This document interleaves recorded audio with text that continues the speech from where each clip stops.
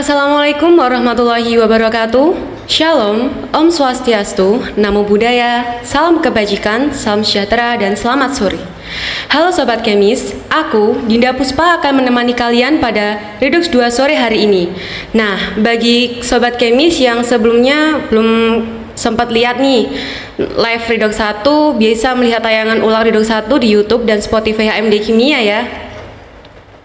Sebelumnya aku mau tanya nih, apakah Sobat Kemis semua udah tahu apa sih Redox itu? Bagi yang belum tahu, Redox ini singkatan dari Random Talks. Jadi, Redox ini merupakan sebuah sesi bincang-bincang seputar topik-topik terkini yang pastinya relate dengan kalian. Oke, pada sore hari ini, Redox 2 bakalan ngebahas permasalahan yang sering banget dialami oleh mahasiswa, terutama mahasiswa baru. Ada yang tahu nggak nih, pada Redox 2 ini kita akan ngebahas apa? Oke, aku kasih tahu ya. Topik Redox 2 kali ini yaitu salah jurusan. Wah, pasti nggak asing dong kalian sama topik kali ini ya. Pada sore hari ini, kita akan berbincang-bincang santai mengenai salah jurusan dengan narasumber kita yaitu Kak Nur Hafif.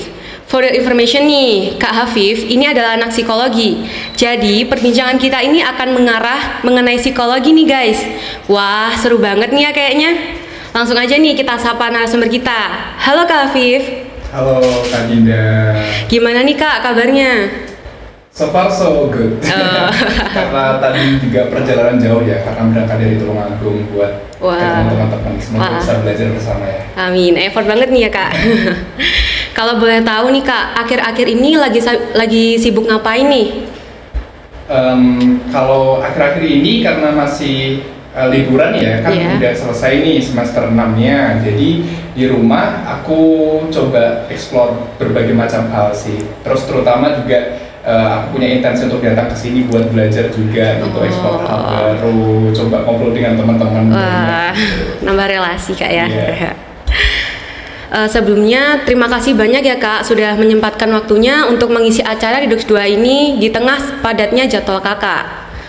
Oke, langsung aja nih Kak, untuk mengawali topik kali ini, aku mau tanya nih, mungkin teman-teman yang lagi nonton juga penasaran kan mengenai bagaimana sih Kak pandangan Kakak terhadap banyaknya mahasiswa yang merasa salah jurusan? Oke, menarik sekali ya Dinda ya. Iya. Sejauh ini aku kan udah kuliah dari semester 1 sampai semester 6 ya. Lumayan banyak tuh teman-teman yang curhat ke aku kayak, oh, kenapa ya materinya susah banget, apa salah jurusan dan sebagainya. Biasanya gitu sih. Itu lumayan banyak ya, nggak bisa dihitung jari, baik di dalam kampus maupun di luar kampus. There's still person yang akhirnya bilang gitu, banyak banget. Dan kalau kita lihat datanya ya, yang kemarin dari IDF ditulis 84%. Wah. 84% kan besar banget. Besar banget itu. Dalam dari beberapa artikel yang aku baca juga menunjukkan angka-angka yang sama besarnya. Ada yang bilang 59%, ada yang bilang 30%. Baik 59, 80, 9, 84 dan 15%, 30%, which is itu tetap hal yang besar gitu ya yang terjadi di Indonesia gitu. Tapi pandanganku sendiri ya terkait hal ini,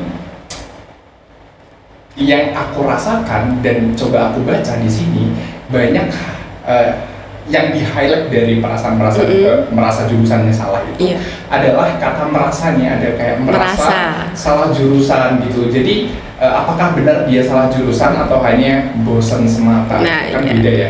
Kalau terus bedanya apa gitu kan? Kalau salah jurusan, aku percaya itu lebih kalau kita anak psikologi bilangnya severity, jadi kayak tingkat keparahan dari simptom-simptom yang menyertai perasaan salah jurusan itu, kayak misalkan anxiety, stres dan sebagainya itu lebih persisten, lebih tahan lama dan lain sebagainya. Kalau bosan mah ya bentar aja kan ya, kayak 1 minggu, 2 minggu, terus nanti balik lagi.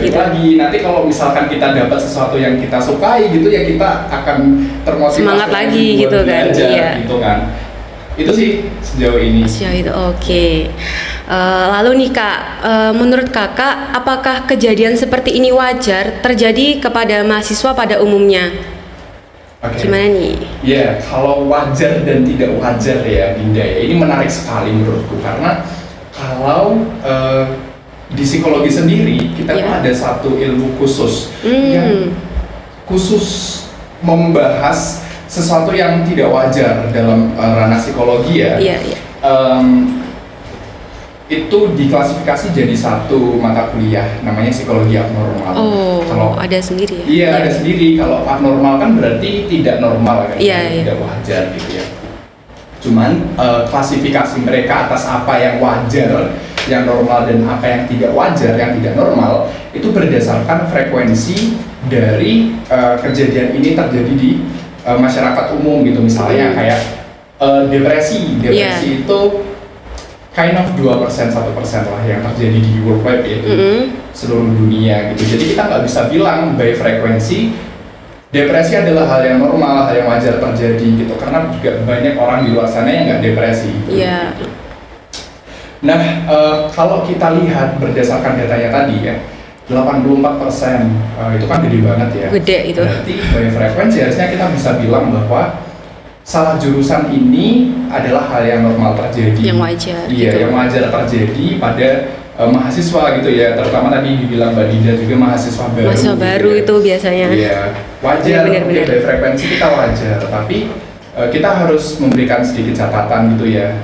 Kalau menurutku pribadi tidak sewajarnya dan tidak sebaiknya kita mewajarkan salah jurusan gitu, karena gini Mbak Dinda, bisa jadi faktor-faktor yang menyebabkan seorang individu salah jurusan atau student yang merasa salah jurusan itu bisa dilegitimasi dengan anggapan bahwa salah jurusan itu normal terjadi di masyarakat gitu kan. Kayak misalkan kita mau ngambil jurusan A gitu misalkan ya, terus misalkan salah satu faktor aja ya yang sering kita temui, misalkan kita dituntut orang tua kita untuk benar nih gitu kan. Dan kalau misalkan kita menormalisasi hal itu, maka orang-orang di luar sana akan sangat mudah berpikir bahwa nggak apa-apa deh, aku ikut maunya orang tuaku, misalnya kayak gitu. Nah itu menurutku juga kurang baik kalau kita normalisasikan gitu. Jadi poinku adalah, apakah ini normal? Ya wajar sekali by frekuensi yang terjadi banyak yang seperti itu. Tapi ada baiknya teman-teman di luar sana tidak melegitimasi faktor-faktor yang itu tadi yang menyebabkan orang-orang salah jurusan itu tadi ya Kak. Dan banyak sekali faktor-faktornya, mungkin nanti kita bisa bicara. Iya. Oke nih Kak, kalau dari Kakak sendiri nih, kenapa salah jurusan ini sering terjadi pada mahasiswa, terutama mahasiswa baru kan ya Kak? Tadi itu. Oke, jadi banyak ya Mbak Dinda faktornya ya. Kayak aku percaya sebenarnya salah jurusan ini tidak dibatasi dengan waktu, dia periodikal kan. Kayak mungkin di sana ada orang yang merasa salah jurusan di awal semester misalkan 1-2 normal terjadi gitu. Ada yang merasa salah jurusan di semester 3, 4, 5 gitu, di semester pertengahan gitu. Karena mungkin gini ya, karena kita kan udah terpapar dengan materi-materi gitu yang mungkin kita sudah merasa mengeksplor lumayan banyak dari jurusan yang kita ambil gitu, program studi yang kita ambil. Tapi karena kita sudah mengeksplor lebih banyak itu, jadi kita tahu tuh prospeknya seperti apa, terus apa aja yang dipelajari dan sebagainya. Mungkin bagi orang-orang yang loncat-loncat kayak aku gitu ya, generalis itu cepat bosan dengan hal-hal kayak itu. Mungkin lebih pantas dianggap bosan kali ya, bosan daripada salah jurusan yang separah itu gitu. Atau mungkin juga terjadi di semester akhir gitu, 7-8 ya, 6-7-8 gitu ya. Yang 78. Iya, yang 78 itu juga mungkin terjadi karena mungkin faktor stres akademik. Iya, benar, dikejar-kejar gitu skripsinya kan. Kerjain skripsi tidak selesai-selesai, stres sendiri, terus kayak berpikir bahwa kayak jurusan sebelah ada bagusnya deh gitu kan. Udah kasep itu di akhir-akhir kan ya. Iya kan. Nah itu menurutku kayak kalau ditanya faktor ya, dan khusus mahasiswa baru menurutku mungkin juga ada faktor-faktor yang menyertai ya, tapi perlu dicatat bahwa salah jurusan itu adalah fenomena yang mungkin terjadi di mana saja, terlepas dari apakah itu mahasiswa baru, mahasiswa yang sedang melaksanakan perkuliahan di pertengahan semester, atau mahasiswa akhir. Nah, in case mahasiswa baru ya, berarti aku akan berasumsi bahwa penyebabnya itu jauh sebelum dia memilih jurusan itu, benar ya? Oh iya, benar. Iya. Banyak faktornya Mbak sebenarnya, kayak misalkan tadi yang kita sudah teasing di awal, faktor tuntutan orang tua. Iya, itu benar. Orang tua kita pilih nih kayak, oke deh kamu besok masuk ke apa misalkan? Kedokteran nih misal, biasanya kan impian orang-orang itu kan. Iya, karena ya orang tuanya memandang prospek kedokteran bagus. Iya. Di Indonesia terpandang dan lain sebagainya. It's okay, bagus gitu ya. Terus mungkin faktor lainnya kayak tuntutan kerja misalkan. Iya bisa. Anak-anak lulusan SMK, SMA yang mungkin udah bekerja, terus ada misalkan pengembangan karir gitu ya dari perusahaannya, kemudian mengharuskan dia untuk sekolah S1 dengan jurusan yang sama dengan yang dia kerjakan. Itu kan juga menjadi salah satu faktor juga kan. Betul. Salah satu faktor kenapa dia memilih jurusan yang sudah ditetapkan, nggak sesuai passionnya gitu juga bisa. Terus yang berikutnya juga ada misalkan dia banyak sih kayak faktor ekonomi mungkin. Bisa juga itu. Ambil jurusan A gitu ya. Tapi karena kehalang ekonomi jadinya agak belok ke yang lain gitu kan. Iya, jadi kayak harusnya A jadi B. Nah, gitu. itu. Faktor apalagi misalkan banyak ya ekonomi. Faktor ketolak. Ketolak juga. Oh iya. Aku ini menarik sekali ngomongin soal faktor eksternal ya, karena di Indonesia juga passing grade untuk masuk jurusan-jurusan tertentu masih tinggi. Dan ketersediaan jurusan-jurusan tertentu juga masih sangat minim, kayak misalkan jurusan apa ya, aku lupa. Kalau nggak salah teknik nuklir ya, yang adanya di UGM aja gitu misalkan. Iya. Jadi keterbatasan fakultas dan jurusan itu juga masuk kan. Kalau kita ngomongin soal faktor-faktor itu, anak-anak yang mungkin tidak punya kapabilitas untuk masuk di universitas-universitas ternama gitu kayak UGM, UI dan lain sebagainya, itu jadi kesusahan untuk masuk dan menetapkan jurusan yang dia inginkan gitu. Betul. Tapi Mbak, ada yang sangat unik yang jadi highlight faktor penyebab terbanyak mahasiswa di Indonesia salah jurusan, mahasiswa baru ya. Iya. Faktor itu adalah karena dia hanya ingin melanjutkan kuliah. Jadi, melanjutkan kuliah aja. Iya, kayak tanpa melihat, tidak peduli jurusannya apa. Yang penting masuk kuliah, apalagi ternama gitu kan. Iya benar. Iya. Karena itu dia jadi yang penting kuliah. Nah, benar. Tidak memikirkan, kalau normalnya kan kayak mandang misalkan profil program studi, apakah program studi ini belajar tentang apa gitu kan, biasanya dinilai ya sama orang yang mau masuk di jenjang perkuliahan. Atau mungkin juga prospek yang sekarang ini lagi tren-trennya ya, kayak misalkan banyak orang memandang prospek di jurusan A tidak terlalu bagus misalkan. Iya benar.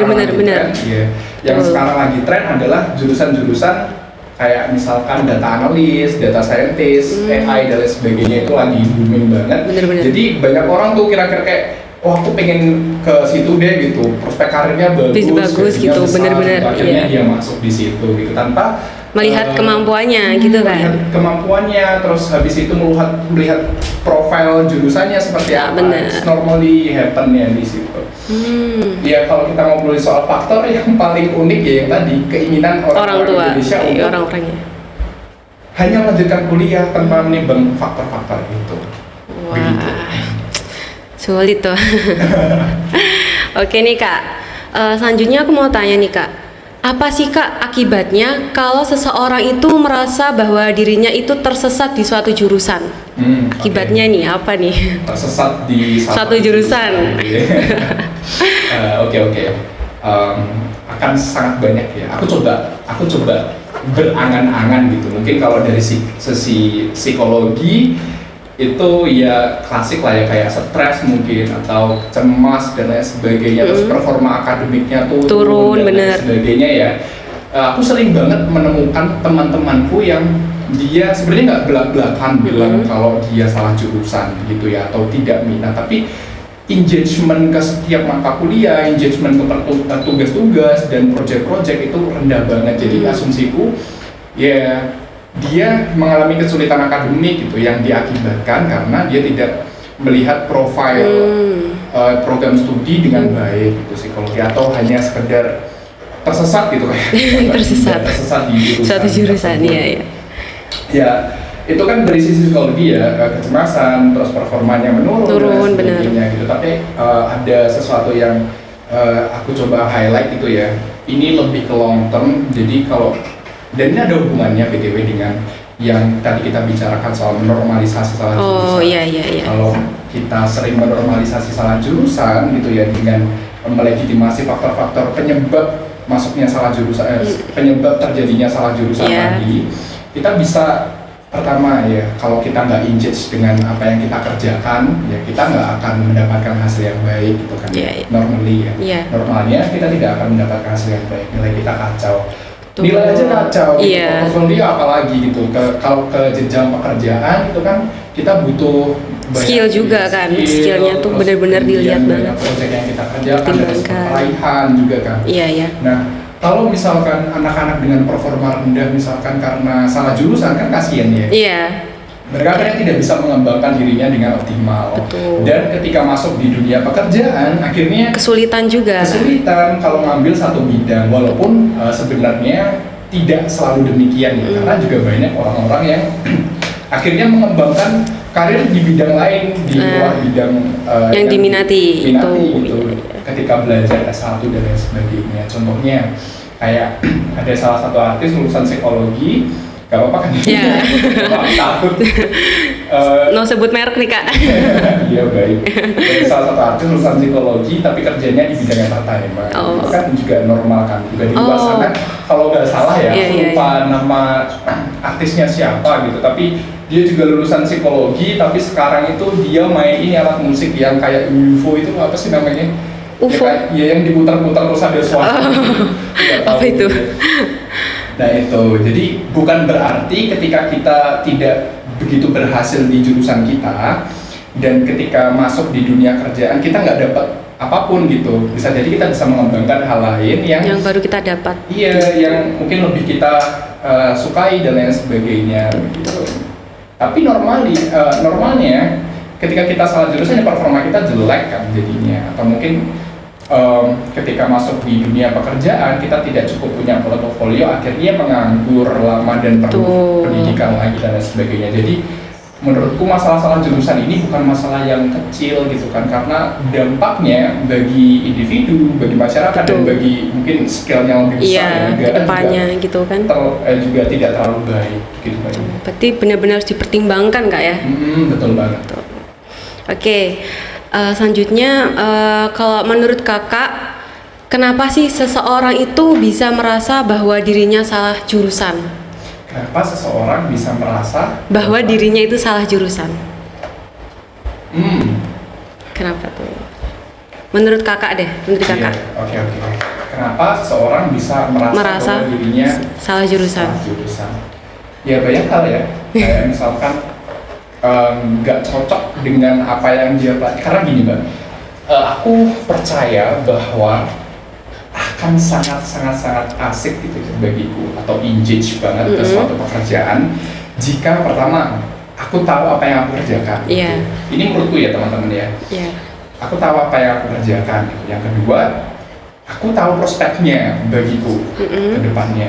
Dan yang ketiga, aku suka apa yang aku kerjakan. Jadi 3 tuh. Aku tahu prospeknya, terus aku juga suka gitu. Aku bisa lah, yang pertama aku bisa maksudnya, aku bisa ngerjain itu, prospeknya bagus dan aku suka gitu.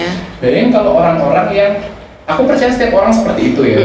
Dan ketika orang itu salah jurusan, tuh ketiga-tiganya itu susah loh. Kayak misalkan bisa atau enggak gitu. Of course mungkin bisa, tapi pada umumnya akan kesulitan orang tersebut ya untuk mengajar mungkin teman-temannya yang merasa benar memilih jurusan gitu ya. Betul. Terus kedua prospek gitu ya, prospeknya ya karena dia aja nggak bisa melakukan itu, ya gimana prospeknya? Iya benar. Susah mengajar prospek. Dan yang ketiga suka. Nah buru-buru 2 aja nggak terpenuhi. Apalagi sukanya gitu kan? Sukanya apalagi susah. Gitu kan? Jadi susah gitu. Dan mungkin itu yang banyak kalau kita tidak memenuhi 3 hal itu pada akhirnya kepayahan, kesusahan. Betul. Karena dari dirinya juga udah ngerasa kok salah jurusan gitu kan, udah merasa gitu. Oke, mungkin ini pertanyaan terakhir dari aku Kak. Menurut Kakak sendiri, bagaimana sih cara mengatasi mahasiswa yang sedang berada dalam fase ini? Apalagi kan abis ini kan udah mau ini ya menjelang camaba itu kan ya. Oh iya. Nah, mungkin bisa Oh iya, dijelaskan benar. tips-tipsnya Kak. Oke. Sebenarnya tipsnya lumayan agak banyak sih. Iya. Tapi yang mau aku highlight untuk tips pertama ini adalah coba identifikasi apakah Anda benar-benar merasa salah jurusan atau Di high bosan class. aja. Itu yang tadi ya kita Iya. diskusi di awal. Betul. Kan ini penting banget karena kalau orang merasa salah jurusan ya dua opsinya, beneran salah jurusan Atau hanya bosan. bosan aja gitu kan. Oke. Nah kalau orang itu cuman bosan aja sebenarnya atau salah jurusan, terus dia memutuskan untuk quit misalkan pergi deh gitu, ya rugi. Gitu Rugi kan. sih, rugi. Padahal sebenarnya kalau kamu bertahan sedikit lebih lama, Iya, mau berusaha gitu kan. iya sedikit lebih lama berusaha juga, ya kamu oke gitu dengan itu semua. Nah kalau misalkan salah jurusan, itu lebih susah lagi karena banyak hal yang perlu diputuskan dan banyak faktor yang menyertainya ya. Iya. Tapi aku mau bicara soal bosan dulu deh. Bosan. Bosan jurusan itu, ini bosan jurusan istilahku Iya. sendiri. Iya, Kak. Aku suka ngarang istilah ya. Unik nih. Kalau bosan jurusan itu menurutku intinya satu, coba temukan hal-hal yang kamu sukai. Iya, benar. Kalau misalkan kamu memilih jurusan itu karena alasan yang rasional sebelum masuk jurusan itu, menurutku tidak akan sulit untuk mencari hal yang menarik dari jurusan yang Anda ambil, ya kan? Benar ya? Anda tinggal leyeh-leyeh terus scroll IG dan lain sebagainya, temu hal yang menurutmu menarik gitu, terus ya udah gitu. Kamu suka lagi dengan apa yang kamu kerjakan gitu. Itu sering banget terjadi. Iya. Terus habis itu ya udah itu ya. Kalau bosan jurusan, temuin hal yang menarik gitu. Nanti insya Allah motivasinya akan naik lagi gitu kan ya.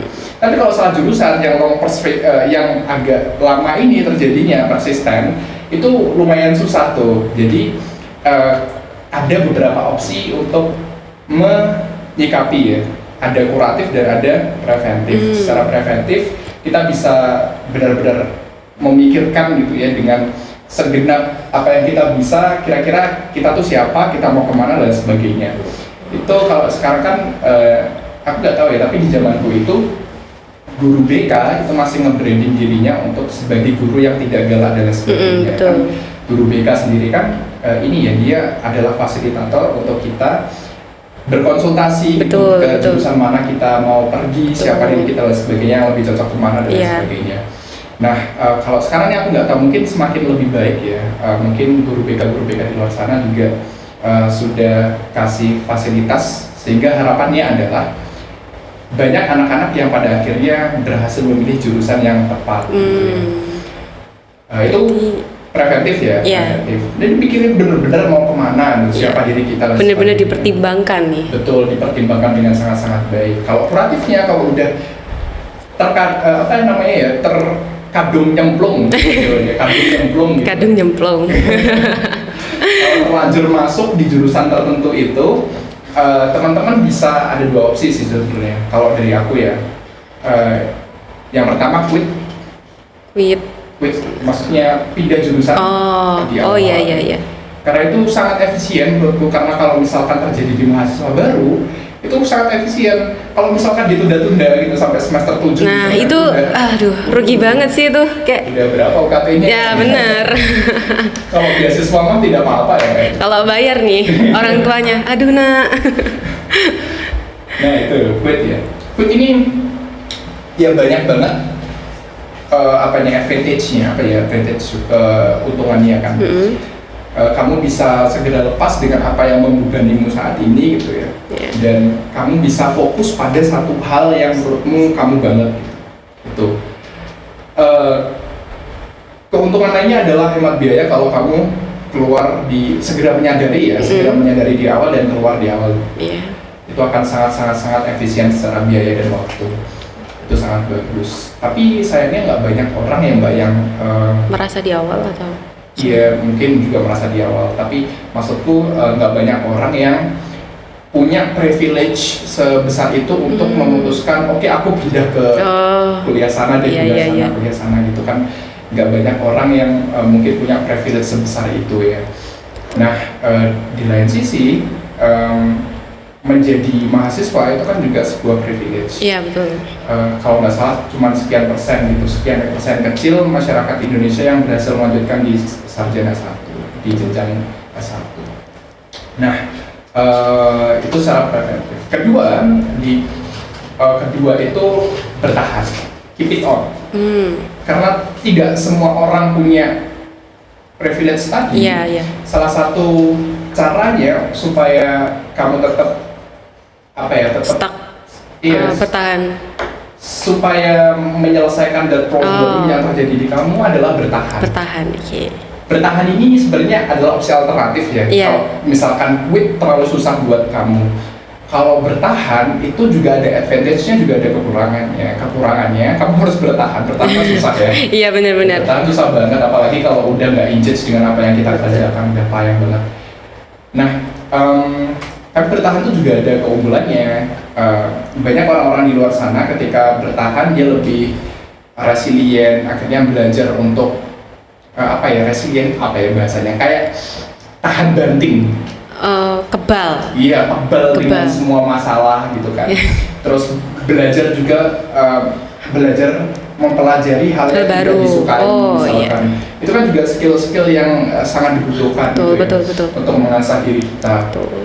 Nah, juga banyak orang di luar sana, kalau Mbak Dinda baca di Twitter gitu, banyak loh orang-orang yang bilang kayak keputusan terbaik dalam hidup saya adalah tidak memutuskan untuk putus kuliah di jurusan, atau tidak memutuskan pergi dari jurusan yang aku lagi kerjakan salah jurusan gitu.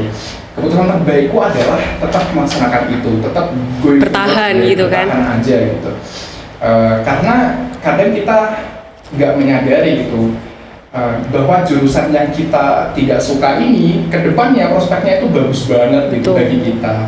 Ada juga yang seperti itu. Nah, mungkin dua itu ya Mbak ya. Kalau misalkan bosan, aku coba highlight lagi ya. Kalau bosan ya cari hal yang kamu sukai. Kalau misalkan salah jurusan, nah ada dua nih, pergi dari jurusan itu, keluar dari jurusan itu dengan berbagai macam kelebihannya dan kekurangannya, dan bertahan di jurusan itu. Oke. Wah, gimana nih teman-teman perasaan kalian setelah mendengarkan penjelasan dari setiap pernyataan yang dilontarkan oleh Kak Afif tadi? Apakah bisa diterima oleh hati kecil kalian yang masih denial itu? Waduh. Semoga dengan penjelasan yang disampaikan oleh Kak Afif tadi bisa memberikan pencerahan ya buat kalian semua. Amin.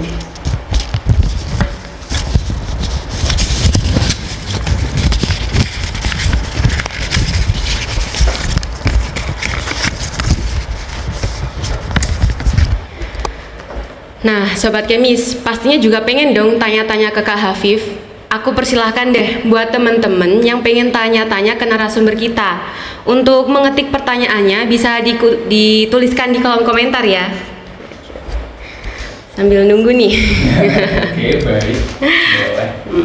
Tadi namanya apa? Sobat Kemis ya? Sobat Kemis. Sobat Kemis. Iya. Hai Kemis. Kimiawan. Kimiawan nih. Oke. Mungkin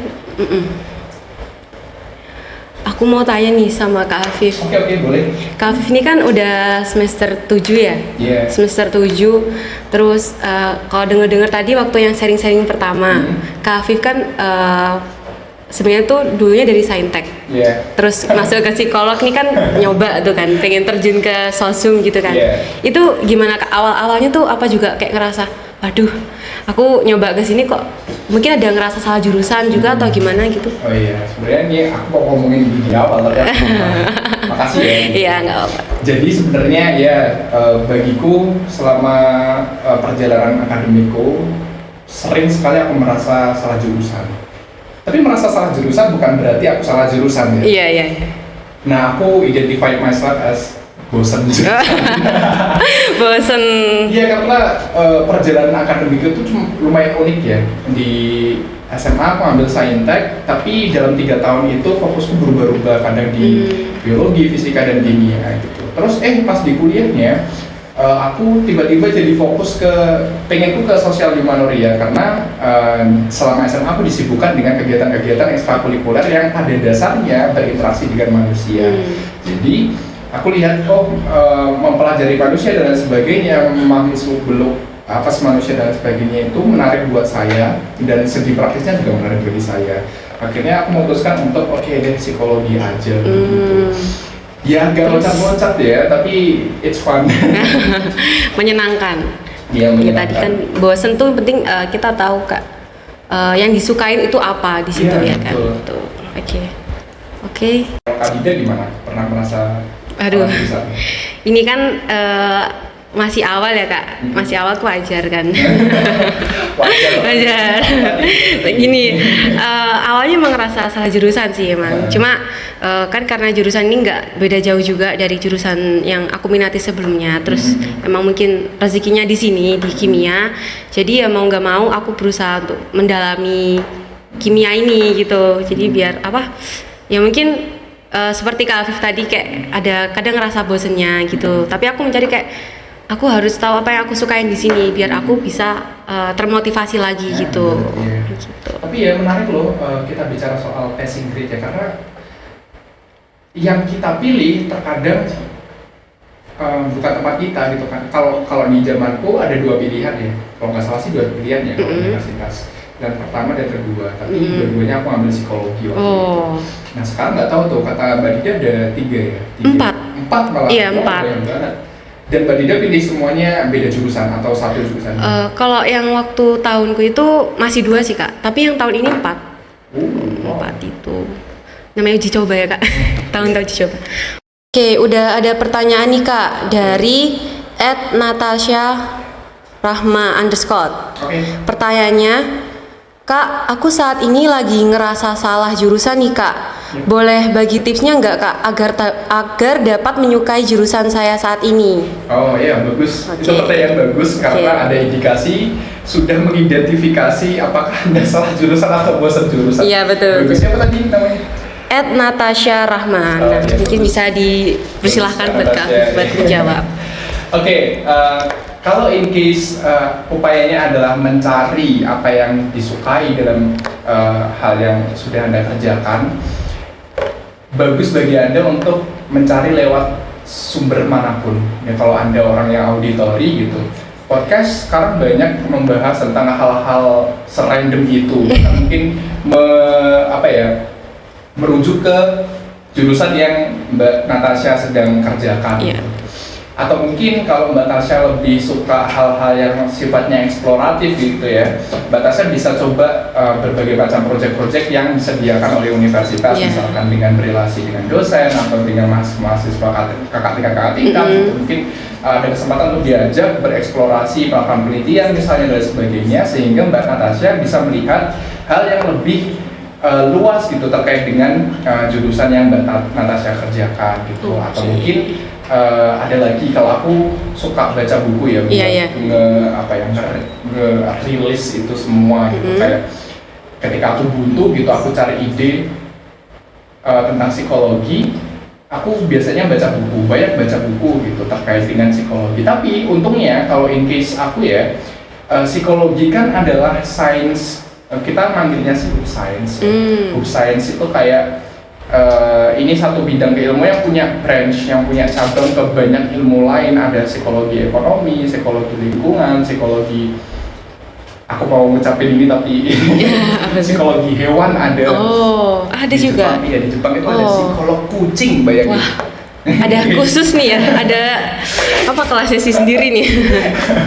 Psikolog kucing, teman-teman bisa lihat di ada sih salah satu platform streaming gitu. Yang membahas tentang itu semua. Tapi poinku adalah karena psikologi itu adalah hub science, jadi mudah bagiku untuk mendapatkan kesukaanku kembali di psikologi gitu. Kadang kalau aku sih baca misalkan buku dari Henry Mankiring, Filosofi Meras, it's very good book. Aku menyarankan teman-teman untuk membaca buku itu. ada kaitannya filsafat dengan psikologi misalkan, karena ya memang psikologi kan adalah anak dari filsafat ya. Iya. Nah, ada relevansi yang disampaikan oleh Henry Manampiring dan itu sangat praktis, menurutku keren banget gitu ya. Dan ya asik aja, akhirnya aku termotivasi kembali untuk lebih dalam menggali tentang keilmuanku. Ini bisa dilakukan juga sama Mbak Natasha gitu ya, menggali lewat berbagai macam informasi yang ada di sekitar Mbak Natasha gitu. Oke, jawaban yang bagus nih buat yang nyari-nyari tipsnya. Apalagi pasti banyak yang ngerasa salah jurusan. Terutama aku juga ngerasa termotivasi dari Kak Afif. Oke. Aku termotivasi sama Mbak Dinda. Oke. Selanjutnya nih Kak, ada pertanyaan dari Antra underscore. Pertanyaannya, bukan salah jurusan sih Kak, lebih kurang tepat aja. Suka tapi nggak suka, bingung juga jadinya. Gimana ya? Cara naikin mood biar suka sama jurusan menurut Kak Hafif sendiri? Ya itu tadi, banyak-banyak cari informasi di sekitar kamu. Karena gini, perasaan salah jurusan gitu atau bosan jurusan dan lain sebagainya, kan tadi bilang ya bukan salah jurusan ya. Iya, bukan salah jurusan. Mungkin bosan jurusan. Iya, bosan. Mungkin bosan aja gitu. Cara ningkatin mood ya mencari hal yang disukai. Iya, mencari hal yang disukai gitu ya. Do something, mungkin bisa di luar jurusan yang kamu sedang kerjakan saat ini gitu. Melakukan hobi dan sebagainya. Jangan-jangan siapa tahu waktu ngelakuin hobi itu kita nemuin relevansi dengan keilmuan kita gitu. Akhirnya kita jadi senang lagi, termotivasi lagi dan sebagainya. Mungkin kalau di aku ya tadi baca buku gitu, itu increase moodku dan aku jadi lebih semangat lagi belajar di psikologi gitu. Oke, bagus nih. Oke, selanjutnya ini ada yang tanya lagi Kak. Dari @nurdinsyah_alif. Pertanyaannya, bagaimana pendapat Kakak tentang pentingnya passion dibandingkan prospek karir saat memilih jurusan? Mengingat ada orang yang lebih pede ketika passionnya sesuai dulu, baru prospek kerja mengikuti. Nah, bagus banget. Gimana nih? Dibintangin. Aku jadi excited. Ya, aku pernah dengar juga ada kata-kata semacam itu ya. Tapi menurutku pribadi, prospek juga penting. Passion juga penting. Jadi penting semua tuh harus diseimbangin. Dan susah banget untuk menyeimbangkan menurutku ya. Karena pekerjaan kan tren ya, prospek pekerjaan kan tren ya. Ada yang bagus ini gitu, ada yang bagus jadi ini dan lain sebagainya. Itu tidak pindah per tahun akan membutuhkan hal-hal yang berbeda. Passion memang sangat diperlukan. Sangat baik bagi teman-teman untuk mengetahui lebih awal passion teman-teman itu sebenarnya di mana gitu kan ya. Ada beberapa cara, misalkan kayak teman-teman coba ikigai, something like ikigai, aku kurang paham itu, tapi ada istilah untuk menemukan passionmu dengan ikigai gitu misalkan. Itu kayak hal lain gitu. Tapi teman-teman bisa baca, ada bukunya ikigai. Lewat passion juga penting, prospek juga penting. Nah, akan lebih bagus.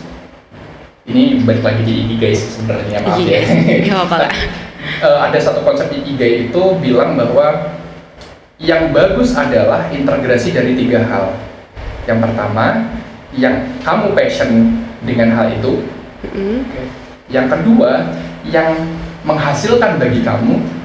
Yang ketiga, yang kamu suka dengan hal itu. Passion kan kamu bisa duduk lama di depan komputer karena kamu suka hal yang kamu kerjakan misalkan.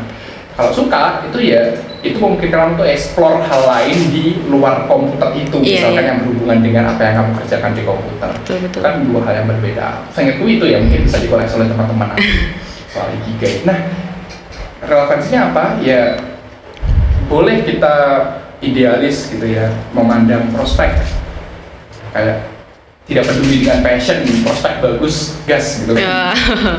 Itu gimana? Terus boleh juga kita idealis, memandang bahwa passion itu perlu misalkan. Yang penting passion aku akan engage dengan apa yang aku kerjakan, gaji ikut aku gitu kan. Itu juga bener, ada benernya juga, gaji ikut aku gitu. Kadang karena kita tidak merasakan capek kalau kita engage dengan sebuah pekerjaan kan. Dah itu. Tapi akan lebih bagus lagi kalau dua-duanya itu passion dan itu prospek. Seimbang gitu. Oke. Gitu. Ada pertanyaan lagi nggak nih? Aduh, sebentar. Udah berapa tadi? 3 ya? 3. Oh my god, banyak banget. Ayo. Lagi semangat nih Kak. Bentar. Belum ada pertanyaan lagi nih. Oke. Mungkin aku yang mau tanya Kak. Iya boleh. Oke. Konseling jadi. Oke, aku mau tanya nih Kak. Kan aku kan punya temen nih. Temen dia itu waktu dulu awal milih itu sebenarnya dia masuk ke jurusan itu, dia itu salah pencet jurusan. Nah, tapi saat dia udah memasuki jurusan itu, mungkin rezekinya juga di situ ya. Rezekinya di situ. Jadi, tapi dia bisa kayak sedikit kesulitan, tapi dia berusaha buat ngikutin itu tadi. Di samping itu dia kan anaknya agak aktif gitu kan, aktif lah. Nah, menurut kakak itu apa bisa dibilang salah jurusan gitu? Kadang itu kan dia juga ngerasa gitu kan. Oke, wait, berarti dia salah pencet. Iya. Di situ dia memutuskan untuk tetap melanjutkan di jurusan itu. Iya. Terus dia juga aktif. Iya. Apakah dia masuk salah jurusan atau iya, saya dia ngerasa salah jurusan kan, pengen kayak aku pengen balik ke yang jurusanku dulu, tapi aku udah berusaha ke jurusan yang sekarang gitu loh. Udah berusaha itu maksudnya dia mendalami, iya mendalami gitu. Mendalami karena dia suka atau hanya sayang udah terlalu jauh gitu? Kayaknya sayang kayaknya. Oh, kalau sayang mah ya berarti emang salah jurusannya. Tapi kalau misalkan kamu udah mendalami jurusanmu itu dengan baik, memang sayang banget sih menurutku. Apalagi kalau misalkan dia udah semester pertengahan atau semester akhir gitu. Kalau masih semester awal, ada opsi kalau misalkan dia punya privilege dan lain sebagainya untuk pindah ke kuliah lain gitu ya, atau mendapatkan beasiswa misalkan dan sebagainya, ya opsi quit lebih bagus gitu. Menurutku kamu akan lebih engage ketika kamu masuk di jurusan yang kamu inginkan. Iya. Salah jurusan enggak? Iya, salah jurusan. Ya, Alice bro. Tapi dia itu baru tahu juga ada salah pencet gitu kan. Dan ya keterimanya kok ya di situ juga gitu. Masuknya pengennya bahasa Jerman gitu ya, terus tiba-tiba pencetnya bahasa Jawa gitu. Jauh ya. Aduh, jauh ya. Kasian. Wah, seru banget nih sesi tanya jawab pada sore hari ini. Nah, karena sebentar lagi Redox 2 ini berakhir, mungkin dari Kak Hafif dipersilahkan untuk menyampaikan closing statement-nya untuk Redox 2 ini. Oke. Bentar. Oh iya, tadi menambahkan tadi ya Mbak Dinda, yang soal teman Mbak Dinda yang salah pencet tadi. Sebenarnya susah bagi kita semua untuk menentukan apakah orang tersebut salah atau benar memilih keputusan itu. Tapi kalau ditarik dalam kasus salah jurusan, ya, sebenarnya tidak ada keputusan yang buruk atau keputusan yang salah sebenarnya. Baik kamu memilih untuk lanjut atau baik kamu memilih untuk pindah, dua-duanya bagus asalkan diiringi dengan pemahaman terhadap konsekuensi yang baik. Iya. Kamu tahu konsekuensinya kalau tetap lanjut dan kamu tahu konsekuensinya kalau pindah gitu kan. Itu bagus. Yang salah adalah ketika kamu tidak paham konsekuensinya apa gitu. Bisa jadi kalau misalkan memutuskan untuk pindah gitu ya, ketika pindah di jurusan lainnya ya tetap gitu lagi gitu kan, jadi useless kan ya. Iya. Gak ada gunanya. Kasihan di diri kita sendiri dan kasihan orang lain juga. Dan aku juga mau highlight satu hal penting ya, yang tadi kalau teman-teman merasa salah jurusan, benar-benar pahami apakah teman-teman beneran salah jurusan atau hanya bosan aja. Kalau salah jurusan, ya bisa melakukan tindakan-tindakan yang diperlukan untuk menangani salah jurusan. Kalau bosan, ya tinggal cari hal yang baik disukai dan gitu. bagi teman-teman. Udah, Oke, terima kasih nih Kak. Gimana nih Sobat Kemis tentang topik Redox 2 kali ini? Jadi kesimpulan yang perlu diingat yaitu salah jurusan itu sebenarnya tergantung ke masing-masing ya, seperti kata Kak Afif tadi. Perlu diketahui salah jurusan yang benar-benar salah jurusan atau yang karena bosen gitu. Jadi kita perlu mengetahui seperti kalau emang salah jurusan itu tadi mencari solusi-solusinya gitu kan. Untuk kalau bosen itu kita bisa nyari hal yang disukai biar kita bisa kembali semangat. Oke. Terima kasih banyak Kak Afif untuk diskusi yang sangat seru pada sore hari ini. Sama-sama. Buat Sobat Kemis yang tadi ketinggalan, tenang aja karena perbincangan kami ini bakal tayang di YouTube dan Spotify HMD Kimia ya. Jadi stay tune. Semoga Redox 2 ini bisa bermanfaat bagi kita semua. Saya Dinda Puspa dan Kak Afif pamit undur diri. Terima kasih dan sampai jumpa lagi di Redox selanjutnya. Wassalamualaikum warahmatullahi wabarakatuh. Bye bye. See you.